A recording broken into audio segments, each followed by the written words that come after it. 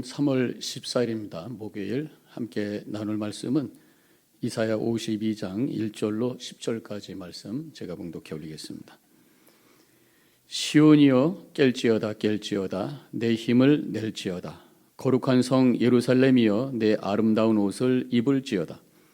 이제부터 할례받지 아니한 자와 부정한 자가 다시는 내게로 들어옴이 없을 것임이라. 너는 티끌을 떨어버릴지어다. 예루살렘이여 일어나 앉을지어다. 사로잡힌 딸 시온이여 내 목에 줄을 스스로 풀지어다. 여호와께서 이와 같이 말씀하시되 너희가 값없이 팔렸으니 돈 없이 속량되리라. 주 여호와께서 이와 같이 말씀하시되 내 백성이 전에 애굽에 내려가서 거기에 거류하였고 아수르인은 공연히 그들을 압박하였도다. 그러므로 이제 여호와께서 말씀하시되 내 백성이 까닭 없이 잡혀갔으니 이는 여기서 어떻게 하랴. 여호와께서 말씀하시되 그들을 관할하는 자들이 떠들며 내 이름을 항상 종일토록 더럽히는도다. 그러므로 내 백성은 내 이름을 알리라. 그러므로 그날에는 그들이 이 말을 하는 자가 나인 줄을 알리라. 내가 여기 있느니라. 좋은 소식을 전하며 평화를 공포하며 복된 좋은 소식을 가져오며 구원을 공포하며 시온을 향하여 이르기를 내 하나님이 통치하신다 하는 자의 산을 넘는 발이 어찌 그리 아름다운가. 내 파수꾼들이 소리로다.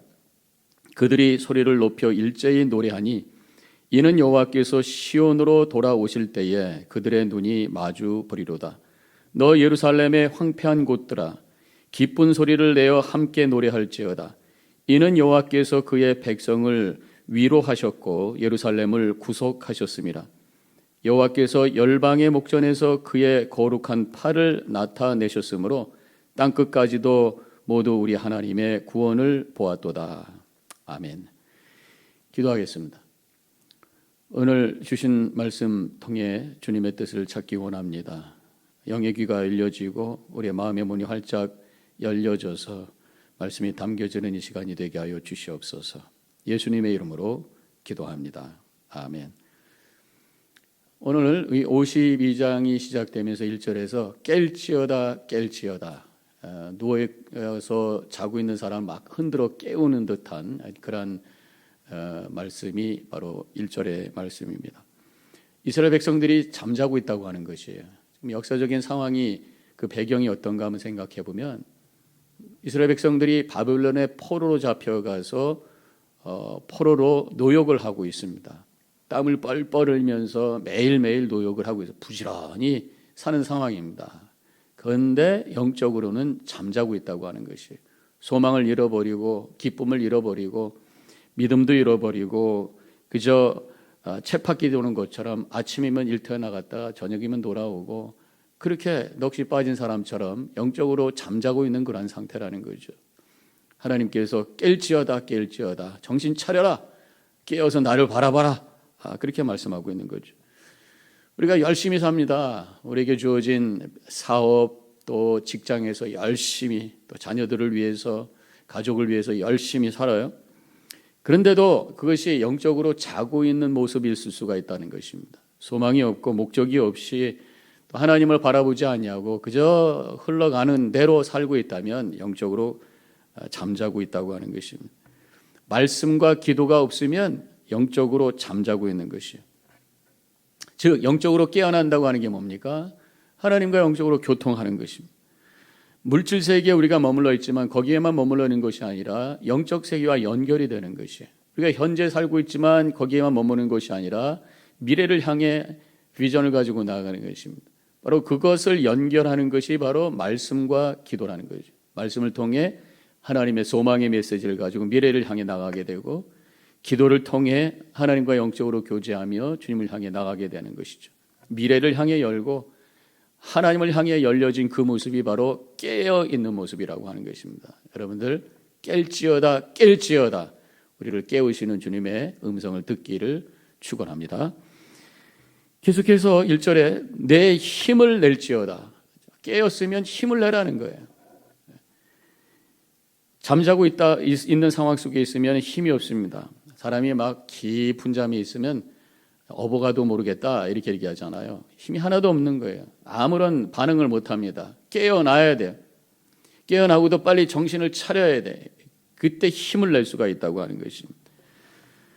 교회에서 우리가 사역을 하고 봉사할 때에 영적으로 깨어 있어야 힘 있게 사역할 수 있는 것입니다. 잠자고 있는 영혼은 힘을 낼 수가 없어요. 영적으로 잠자는 상태에서 사역을 하다 보니까 넘어지고 쓰러지고 상처받고 그래서 힘들고 좌절하고 또 때로는 시험받고 이렇게 된단 말이에요. 영적으로 깨어 있어서 하나님과 영적으로 교통하고 말씀을 통해서 비전을 가지고 열정적으로 살아간다면 그것이 힘이 되어가지고 모든 것을 넉넉히 감당하며 하나님께 영광 돌리는 그런 삶을 살게 되는 줄로 믿습니다. 깨어나야 돼. 그리고 힘을 내야 돼. 깨어난 자가 힘을 내게 되고 말씀이 충만한 자가 힘을 낼 수가 있어요. 1절 계속해서 아름다운 옷을 입을지어다. 이제는 바벨론에 너희들이 머물고 있는데 다시 예루살렘으로 돌아갈 채비를 해라. 예루살렘은 어디입니까? 하나님이 계신 곳. 예루살렘은 어떤 곳이에요? 성전이 있는 곳. 물론 지금은 성전이 무너졌지만 다시 그것을 개축해서 하나님께 예배하는 것. 우리가 주일 아침마다 깨끗한 옷을 입고 나옵니다. 어딜 갑니까? 예배 자리로 가는 거예요. 예배 의식에는 예복을 입고 참여하는 거죠. 어떤 임금이 사람들을 초대하죠. 오지 않았을 때 길거리에 있는 사람들을 초대했어요. 그런데 예복을 입지 않은 사람에게 쫓아내는 것을 보게 됩니다. 우리가 하나님을 향해 나아갈 때 예복을 입는 것이 바로 경건한 마음을 가지고 영적으로 깨어서 주님을 갈망하는 마음, 무엇보다도 예수 그리스도의 믿음의 옷을 입고 의의 옷을 입고 구원의 확신을 가지고 주님을 향해 나아가는 거예요. 이것이 우리에게 필요한 예복이라고 하는 것입니다. 1절 끝부분에 이제부터 할례 받지 아니한 자와 부정한 자가 다시는 내게로 들어옴이 없을 것임이라. 지금 이방인들 하나님을 거역한 자들이 와서 이스라엘 백성들을 괴롭게 하지 않을 것이다. 하나님께서 그들을 바벨론에서 다시 돌려보내서 예루살렘으로 돌아갔을 때 다른 이방인들이 괴롭히지 않고 하나님께서 함께해 주실 것이다. 이런 말씀이에요. 우리가 영적으로 깨어서 주님을 향해 움직여 나갈 때에 예배 자리로 움직여 나갈 때에 사탄 마귀가 틈 못하고 하나님의 영광이 드러나는 거룩하고 복된 삶을 살게 되는 줄로 믿습니다. 2절로 내려갈게요. 티끌을 떨어버릴지어다. 티끌을 털어버릴지어다. 지금 영적으로 깨어나서 아름다운 옷을 입었어요. 거룩한 의의 옷을 입었어요. 그러면 그 안에 먼지가 쌓이면 안 돼. 털어야 된다는 거예요.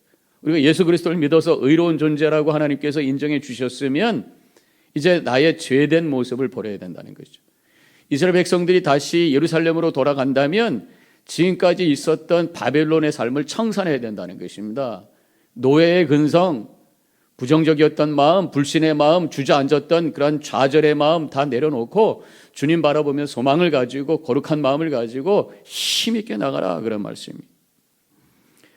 사로잡힌 딸 시온이여 내 목에 줄을 스스로 풀지어다. 하나님께서 이스라엘 백성들을 돌아가도록 풀어주셨어요. 그들을 묶고 있던 사슬의 자물쇠를 풀어주셨어요. 그러면 내가 손을 올려서 그 사슬을 끌어내려야 된다는 것이.